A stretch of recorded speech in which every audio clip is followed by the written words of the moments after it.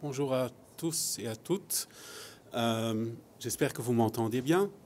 Oui. Donc je vais vous raconter, on n'a pas beaucoup de temps, la collection Art Nouveau de la Fondation Roi Baudouin, qui est vraiment exceptionnelle et qui complète pour une grande partie, parce qu'il y a encore d'autres parties dans d'autres musées, mais qui complète en fait les collections des musées royaux Art et Histoire, donc le musée qui se trouve au Cinquantenaire. D'abord, je vais vous raconter l'histoire de la collection Art Nouveau du musée du Cinquantenaire, le musée Art et Histoire. On remonte dans le temps. Avant l'Art Nouveau, en 1888, il y a eu l'exposition nationale. Et après l'exposition nationale, il fut décidé que le musée, qu'il y a un musée qui s'installera au Cinquantenaire, dans les bâtiments. En janvier 1889, il y a un arrêté royal qui détermine en fait les tâches que le musée doit remplir. Dans ces tâches, il y a les collections d'antiquités, il y a la peinture décorative et monumentale, il y a les arts décoratifs, et il y a un article spécial qui dit, voilà, ce nouveau musée doit constituer une collection d'art décoratif moderne.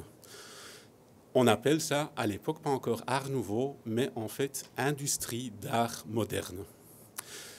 On n'était pas très attentif au début parce que la première chose que la commission, qui est constituée de nobles et de la haute bourgeoisie, qui sont vraiment axés vers le XVIIIe siècle, la première chose qui fut acquise, c'est une vitrine pour mettre quelque part dans un coin d'une salle pour recevoir la collection future.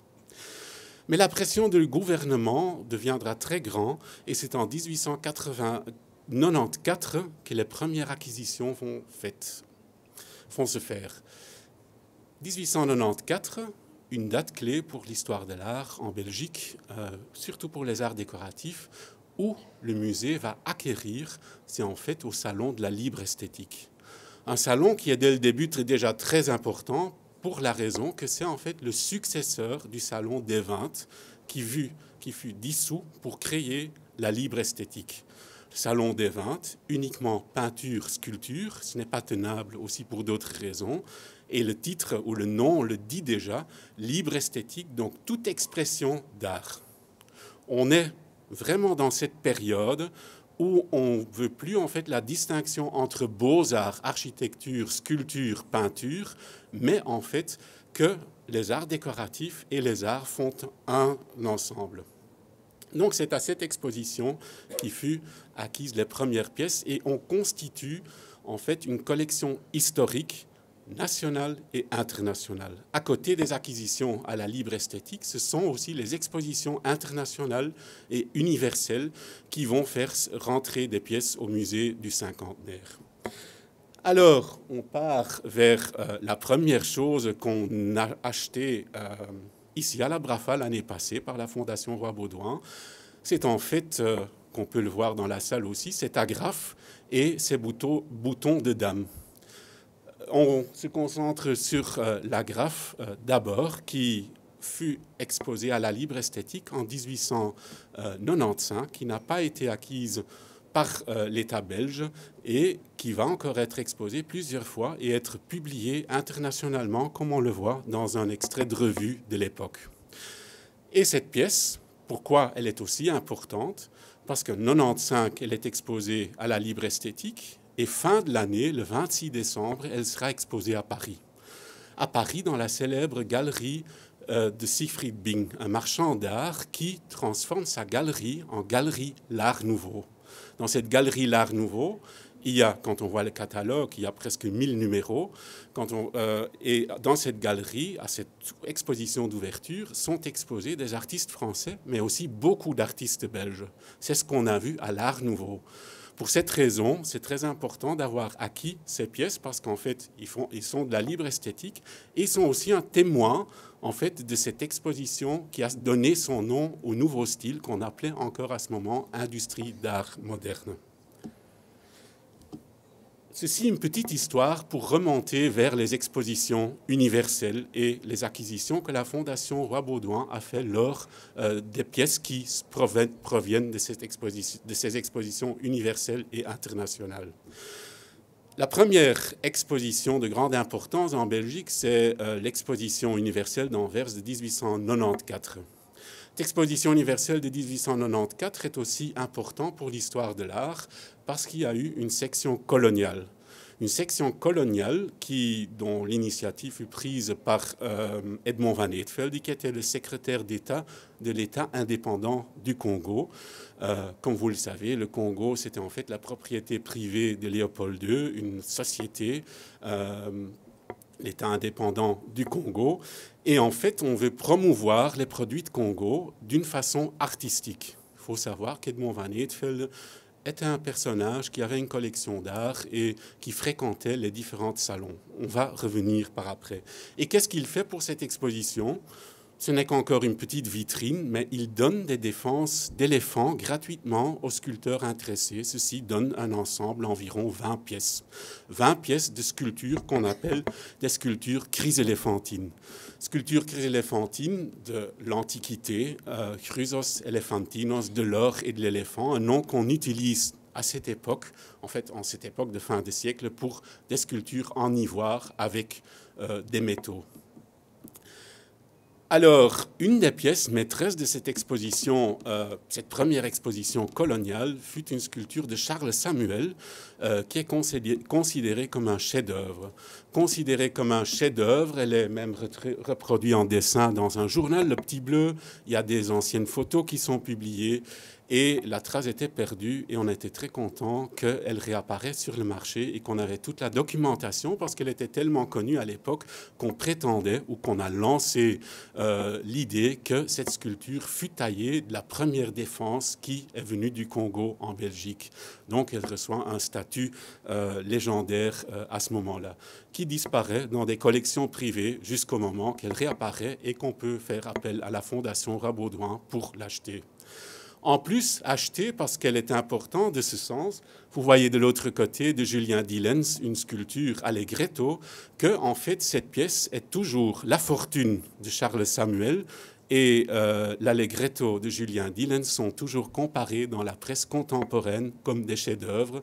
Alors c'est très intéressant pour le public, après plus de 120 ans, de les mettre à nouveau à côté au musée du Cinquantenaire dans le magasin Wolfers.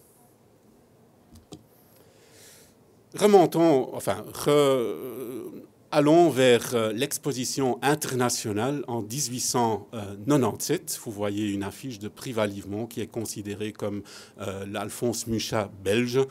Et l'affiche est très claire. On voit un personnage, une dame avec une robe, avec le lion belge. C'est donc en Belgique qu'on reçoit. Plus précisément, on voit Saint-Georges avec le dragon. Donc à Bruxelles, on voit le premier arc de triomphe du parc du Cinquantenaire, c'est au Cinquantenaire qu'il y a une grande exposition internationale.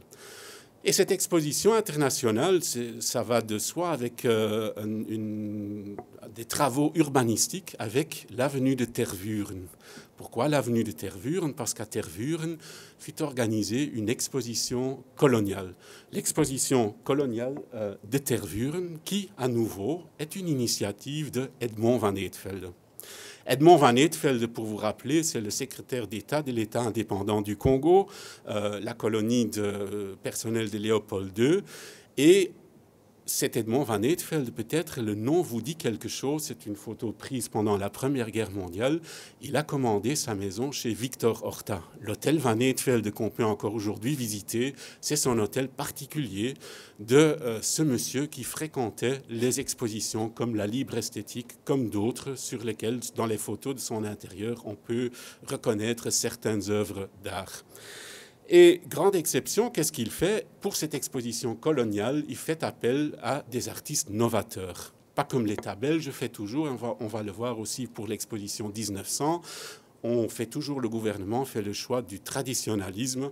C'est Edmond Van Eetvelde, d'un côté, ce n'est pas Belgique, c'est en fait la colonie de Léopold II, c'est lui en fait qui décide. Il fait appel à des architectes novateurs comme Paul Ancard, Servier Bovy, Henri van de Velde, Georges Aubé pour aménager toute la section coloniale. De là, en fait, qu'on appelle ce style, à un moment donné, par le peuple, le style Congo pour l'Art nouveau, ce qu'on a vu à l'exposition coloniale. Mais ce qui est aussi important, il va en fait reprendre cette initiative de 1894 qui a quand même fait un peu fureur avec ses 20 sculptures chryséléphantines. Ceci est une beaucoup plus grande initiative. Il veut, pour l'ouverture de cette exposition, il veut avoir le plus grand ensemble jamais vu de sculptures chryséléphantines. Donc chaque sculpteur intéressé reçoit gratuitement de l'ivoire. Il faut savoir, l'ivoire, c'est vraiment l'or blanc du Congo. Pour en moyennement, une défense d'éléphant coûtait 4 000 francs de l'époque. 4 000 francs, si on sait qu'un fonctionnaire à Bruxelles gagnait 1 400 francs par an. Donc on voit que l'ivoire était vraiment très très cher. Il recevait gratuitement des défenses d'éléphants à condition de tailler une sculpture, de l'exposer et par après, il pouvait la vendre et avoir les bénéfices de ces sculptures. Donc, c'est vraiment un très, très grand succès et aussi un succès international parce qu'on n'a jamais vu un ensemble de sculptures pareilles. De plus, il s'agit d'ivoire africain dont les défenses sont beaucoup plus grands que ce qu'on utilise normalement en fait de l'ivoire asiatique. Donc, vraiment de grandes sculptures. Et alors, en fait, cette exposition qui fait la promotion pour les produits et les industries du Congo, les industriels veulent remercier M. Van Eetvelde. Ils veulent remercier M. Van Eetvelde et ils prennent l'initiative de faire un banquet. On voit, on est vraiment fin de siècle, hein, on veut faire le plus grand banquet depuis l'époque bourguignonne. Donc, selon, en fait, les sources qu'on consulte, il y a entre 800 et 1000 personnes lors du banquet. Donc c'est un grand nombre et il y aura un grand dîner. Vous voyez tous les plats qui arrivent, tout le menu qui est là, signé au Chien Vert, qui est le restaurant de l'exposition au cinquantenaire, et signé Édouard Dubonnet. On va y revenir parce qu'il va devenir très intéressant. Et pour ce dîner, parce qu'il y a un grand dîner, en fait, Wolfers Frères, la firme rebaptisée Wolfers Frères, quand les trois frères vont mener l'affaire, juste avant l'exposition internationale, ils ont retransformé en Wolfers Frères. Ils vont mettre gratuitement à disposition pour tous les invités les couverts. Les couverts, les jardinières qui sont mis sur les tables en argent ciselé, le dernier modèle. Mais c'est très commercial aussi. Il faut vous imaginer qu'ils sont tous à table, ce sont tous des industriels qui ont beaucoup d'argent. Et on peut s'imaginer que madame dit à son mari, voilà, on doit quand même passer chez Wolfers quand on a vu les couverts. Et c'est peut-être Victor Horta qui était un des invités. La raison pour laquelle, c'est un modèle plus tardif, environ 1901, que Victor Horta, il va acheter sa ménagère chez Wolfers Frères pour organiser ses dîners chez lui. C'est en fait un coffre dont une partie qui a été divisée après le décès de Victor Horta par sa veuve, dont une partie on a pu acheter par le musée en 1899, excusez-moi, et en fait l'autre partie qui a vu le jour en 2020 et que la Fondation a acheté pour en fait compléter l'ensemble. Et chaque pièce, il y a environ 460 pièces dans ce coffre, porte en fait les initiales de Victor Horta, un modèle Art Nouveau de chez Wolfers. Ce ne sont pas ces couverts-ci, mais on voit le genre de ce dîner qui a été organisé. Et ça ne restait pas là, parce que ça ne restait pas là. Dans l'organisation en fait de ce dîner, ce banquet de Van Eetvelde, on demande en fait de faire une contribution pour lui offrir un grand cadeau de prestige. Un grand cadeau de prestige et qui est déjà repris sur le menu. On voit les fétiches des statues africaines et là on voit un signe en bas avec un dragon. Et c'est une pièce qu'on va commander chez Wolfers Frères. On commande chez Wolfers Frères en fait un porte-document. Un porte-document qui doit contenir 3 rouleaux de parchemin, qui ne sont pas conservés malheureusement. 3 rouleaux de parchemin, donc un rouleau avec un texte d'honneur pour Edmond Van Eetvelde, qui sera lu à l'ouverture du banquet. Et alors les 2 autres rouleaux de parchemin, un qui se trouve à l'hôtel de ville d'Anvers, l'autre qui se trouve à l'hôtel de ville de Bruxelles, tous ceux qui ont contribué à cette œuvre d'art peuvent aller mettre leur signature. C'est en fait une pièce de souvenir, de prestige pour Edmond Van Eetvelde qui doit démontrer en fait, qui s'appelle Civilisation et barbarie, le signe de la civilisation en combat avec la barbarie pour la sauvegarde du lys, fleur de la pureté. C'est cette pièce qui fut offerte en argent, d'abord qui est sur la table d'honneur où se trouve M. Van Eetvelde, en plâtre, parce que la pièce n'est pas terminée et sera livrée début 98 chez M. Van Eetvelde. Et ce qui est aussi très chouette, dans son hôtel de maître, on a la photo de son jardin d'hiver, et on voit sur la table se trouver cette pièce en place comme où elle se trouvait. Encore une chose intéressante qui voit aussi cette collaboration qu'on a entre la Fondation Roi-Baudouin et le musée Art et Histoire. C'est en fait Madame Françoise Aubry, qui est l'ancienne conservatrice du musée Horta, qui a retrouvé la trace de cette pièce qu'on avait perdue au fil du temps et qui met la Fondation Roi-Baudouin au courant de l'existence de cette pièce et de l'importance de cette pièce. Mais encore une autre histoire, parce qu'il y avait une deuxième pièce. Il faut savoir que M. Van Eetvelde, il ne voulait pas de cette fête. Il était un peu gêné. C'était une grande fête avec beaucoup de personnes. Il écrit une lettre, il ne faut absolument pas le faire, mais on le fait quand même. Et pourquoi il est aussi gêné? Parce qu'il a pris l'initiative, mais la cheville ouvrière, c'était M. Léon de Béthune. Léon de Béthune qui a organisé le tout. Et alors, quand M. Van Eetvelde reçoit cette pièce, il place une commande de chez Wolfers, Philippe Wolfers, qui, pour un album qu'on appelle l'album congolais, qui contient en fait 24 photos originales d'Alexandre. Et le plat est en ivoire, argent, l'or, des pierres précieuses, avec les initiales en art nouveau, Léon de Béthune. Et Léon de Béthune en commande un lutrin en 1900 chez Philippe Wolfers pour le présenter dans son château. Ceci n'est pas une pièce de la Fondation Roi-Baudouin, mais qui complète très bien. Comme je vous ai dit, Madame Françoise Aubry a trouvé la trace de l'autre pièce. Tout séparément, et au même moment, j'avais trouvé la trace de cette pièce que le musée a acquis, et des pièces qui sont nées au même contexte, qui se sont séparées pendant plus de 100 ans, se retrouvent presque au même moment. C'est vraiment dans la même semaine qu'ils sont rentrés au musée et qui racontent en fait une histoire assez complète. Cette exposition internationale de Bruxelles a été très importante et une figure de proue, c'était Wolfers à cette exposition. Il a exposé la fameuse caresse du cygne qui se trouve au cinquantenaire aussi, une grande sculpture avec un cygne et une défense d'éléphant. Et à Bruxelles, il était là avec un stand tout à fait en art nouveau. Tout à fait en art nouveau qui a fait la presse. C'était Philippe Wolfers, le directeur artistique, qui a été mis en avant. C'était vraiment la grande figure de là aussi, cette exposition qu'on va commander toutes les pièces de prestige chez Wolfers, qui va livrer tous les couverts, les jardinières pour le dîner.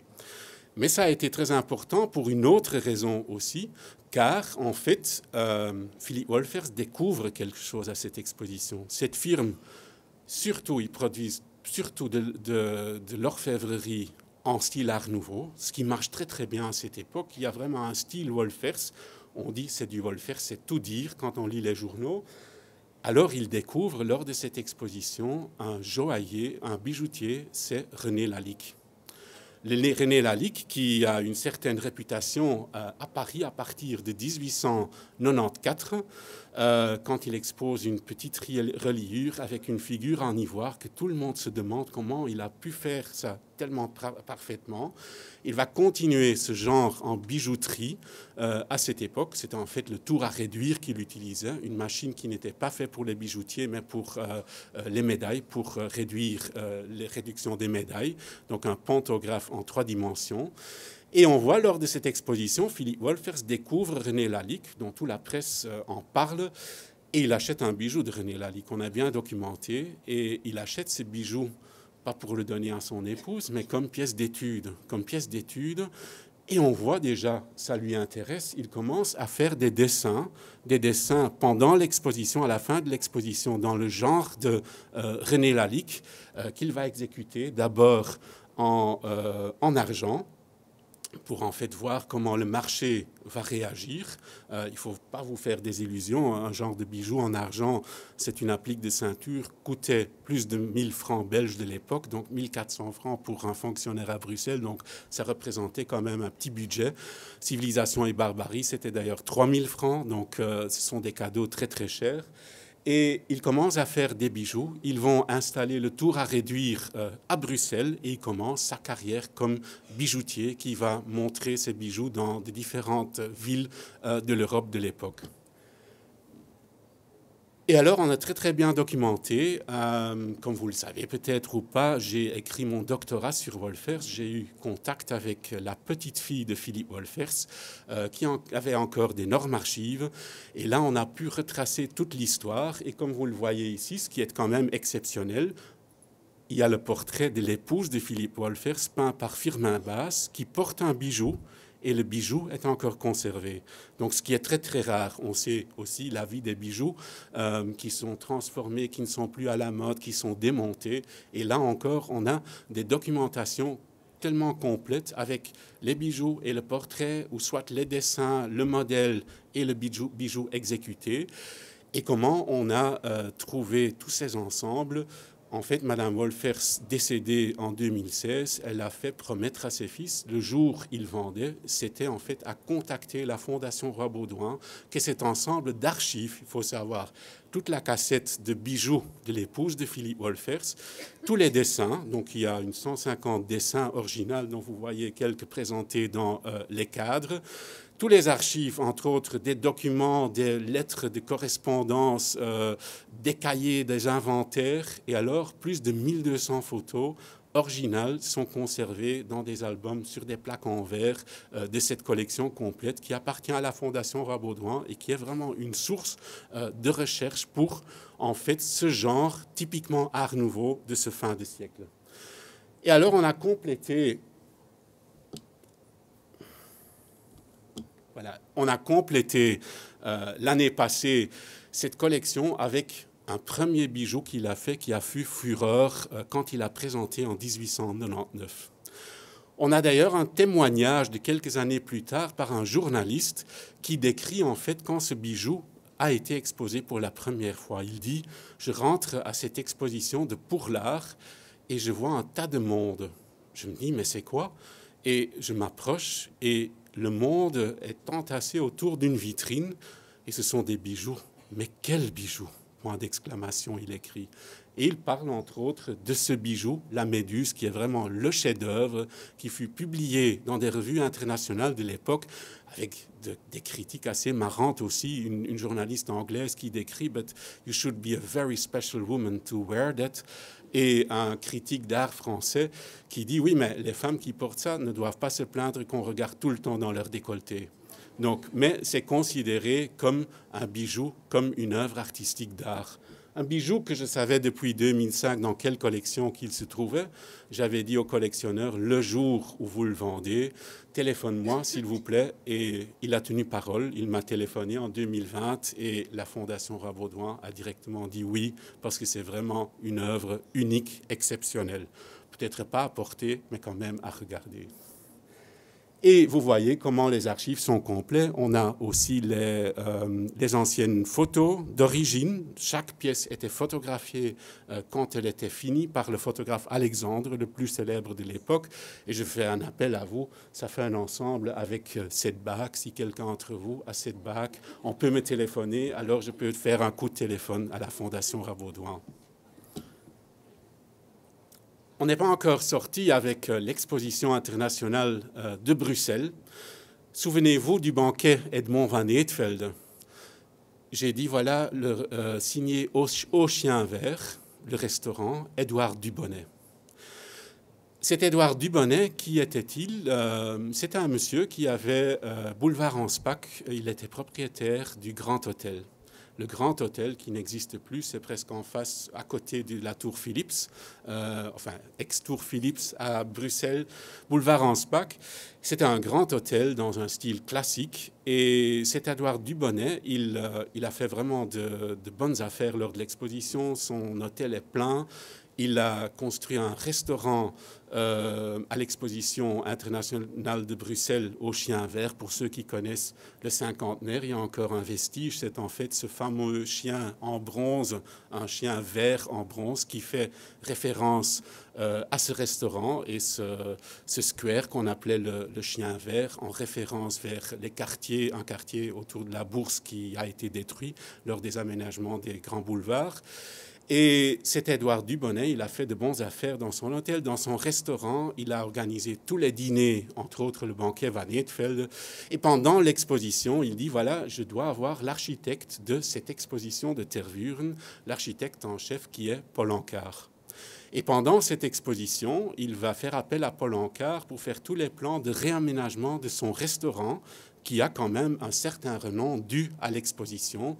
Il fait, et il veut, comme il a introduit la cuisine moderne à Bruxelles, il veut avoir aussi un restaurant moderne. Un restaurant moderne qui reçoit l'ordre, tout est préparé en avance, que les restaurants ne doivent être fermés pendant 3 mois et qu'on peut complètement la réaménager. Alors, vous voyez la carte publicitaire pour le Grand Hôtel qui a été dessinée par Franz Gaillard. Franz Gaillard, il y a plusieurs cartes publicitaires de cet hôtel et on voit le restaurant comme il était avec ces écrans qui servaient en fait à séparer les tables quand les clients le voulaient pour séparer des couples ou des groupes des écrans qu'on peut voir ici, qui ont été achetés, qui sont des chefs-d'œuvre en fait de l'art décoratif, mais aussi qui racontent toute une histoire de Bruxelles de la belle époque. Et vous les voyez ici aussi dans le stand de la Fondation Rabourdouin. On continue vers les expositions universelles. Donc on voit l'exposition internationale de Bruxelles a été très importante. Je vous ai raconté l'histoire d'Edmond Van Eetvelde qui fait construire son hôtel particulier par Victor Horta. Et je vous ai déjà dit, voilà, ce n'est pas la Belgique, c'est en fait l'État indépendant du Congo. Donc un choix pour des architectes modernes. Ce qu'on voit ici, on voit la rue des Nations lors de l'exposition universelle de Paris en 1900. Et ce que vous voyez là, au milieu, c'est le pavillon belge, inspiré de l'hôtel de ville d'Audenarde. Quand on croit 1900, on est en plein Art Nouveau. Ça, c'est en fait le choix de la Belgique. Pourtant, ils vont quand même faire référence à l'Art Nouveau, mais la Belgique ne veut pas participer officiellement, donc c'est une petite participation dans cette copie de l'hôtel de ville d'Audenarde. Mais ils vont mettre ensemble, en fait, 2 sculpteurs et un orfèvre. 2 sculpteurs qui est Charles van der Stappen et Egide Rombaut, avec un orfèvre qui va créer, en fait, le métal autour des sculptures en ivoire.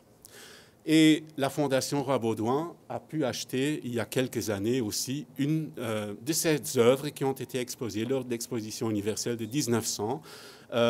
Des œuvres, ici, il s'agit d'une sculpture d'Egide Rombaut avec exécution en métal, en argent de Hausemans. On en voit à Berlin, en Norvège, ils en ont des chandeliers de ce genre. Et ici, c'est vraiment très, très moderne parce qu'il s'agit déjà d'une lampe électrique en 1900. L'exposition universelle de 1900, c'est en fait la promotion de l'électricité, le pavillon de l'électricité, la fée électrique. Et on voit ici une lampe de Egide Rombaut et Hausemans qui fait témoin de cette exposition universelle et qui fut donnée par après pour commémorer M. Van Hoogarden, qui était un fonctionnaire à Bruxelles. Alors on continue parce qu'à l'exposition de 1900, il n'y avait pas beaucoup à voir, point de vue d'art nouveau belge, sauf ces belles œuvres de Rombaut et de Charles van der Stappen avec Hausemans. Et on continue vers l'exposition de Turin en 1902. Cette exposition de Turin en 1902, l'initiative a été prise juste après 1900 pour en fait, on se rend compte que sur le plan international, on a fait un progrès en style, en art nouveau. On se rend compte, voilà, il y a des diverses tendances dans toute l'Europe. Il faut faire une exposition pour voir le fruit de ces recherches. Et cette exposition fut organisée en 1902 à Turin et celui qui va être désigné comme le responsable d'aménager la section belge, c'est Victor Horta. Victor Horta, qui est la grande figure, très célèbre en Belgique, aussi internationalement, mais ce qu'il va montrer a eu un grand succès, mais signifie aussi son champ de signes. La ligne coup de fouet va être terminée par après. Et Victor Horta, il va aménager la section belge qui est considérée comme une des plus belles. Pourquoi une des plus belles? Victor Horta, comme pour ceux qui ont déjà visité ces maisons, il apporte beaucoup d'attention à ses couleurs. Et ses couleurs dans une pièce, mais aussi par rapport à la pièce attenante. Donc la participation belge, la section belge, c'est un grand couloir avec des deux côtés des intérieurs complets par différents artistes. Et chaque artiste, il dit dans quelle couleur ils doivent travailler. Donc, il crée en fait la section belge qui va du blanc vers en fait le rouge foncé à la fin, à travers en fait le jaune, l'ivoire, le vert, le bleu et le rouge à la fin. Donc, vraiment une homogénéité complète. Et de ces intérieurs, ce qui est vraiment une des choses les plus importantes de Victor Horta, vous voyez ici son ensemble bureau en sycomore. La Fondation Roi Baudouin, parce que ce sont vraiment ces pièces-là qu'il faut avoir, a pu acheter du dernier élève de Victor Horta l'ensemble bureau, dont l'armoire est conservée au musée Horta, et aussi en fait la salle à manger.